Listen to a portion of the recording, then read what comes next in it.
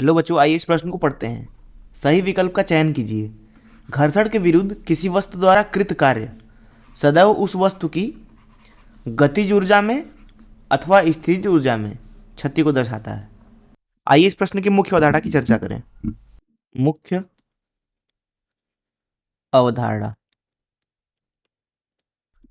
मान लीजिए एक वस्तु है कुछ इस तरीके से, जो कि किसी सतह पे मान लीजिए v गति से आगे की तरफ जा रहा है अभी इस क्षण पर, और ये मान लीजिए सतह है, कुछ इस तरीके से है सतह। मान लीजिए सतह का घर्षण गुणांक मान लीजिए म्यू है। इस अवस्था में इस वस्तु के ऊपर इसकी गति के विपरीत दिशा में घर्षण बल लगेगा।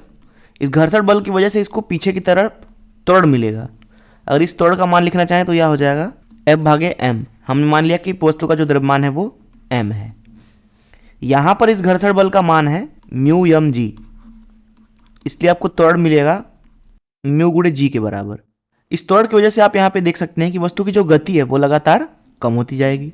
अब जिस तरीके से यहाँ पे v कम होगा, इसका मतलब है कि वस्तु की जो गतिज ऊर्जा है वो भी कम हो जाएगी, जिसको हम के से दर्शा देते हैं। तो अगर घर्षण बल वस्तु के ऊपर लग रहा है तो घर्षण बल वस्तु के ऊपर लगता ही तब है जब वस्तु में त्वरण हो अथवा वस्तु के पास कुछ गति हो। मान लीजिए इस वस्तु के ऊपर हम इधर की तरफ बल लगा रहे होते तो इस वस्तु के ऊपर कुछ ना कुछ त्वरण होता है इधर की दिशा में। इस त्वरण की वजह से यहाँ वस्तु आगे जाने की कोशिश करता तो पुनः घर्षण बल लगने लगता। अर्थात घर्षण बल लगता है तब जब वस्तु में त्वरण हो एवं दूसरी स्थिति ये बनती है कि उसमें गति हो। और अगर वस्तु के ऊर्जा में क्षय हो रहा है घर्षण बल की वजह से, तो वो उसके गतिज ऊर्जा को तो जरूर से घटाएगा, जैसा कि यहाँ पे आप देख सकते हैं। तो अगर इस मुख्य अवधारणा से इस प्रश्न को हल करें तो प्रश्न में हमसे पूछा जा रहा था सही विकल्प का चयन करना है।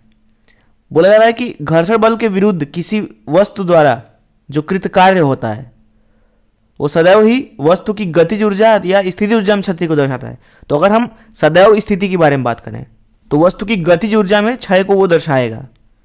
अगर यहाँ पे आप देखें वस्तु को, तो वस्तु आगे जा रहा है और घर्षण बल पीछे लग रहा है, तो घर्षण बल के द्वारा किया गया कार्य जो होगा वस्तु के ऊपर वो ऋणात्मक है।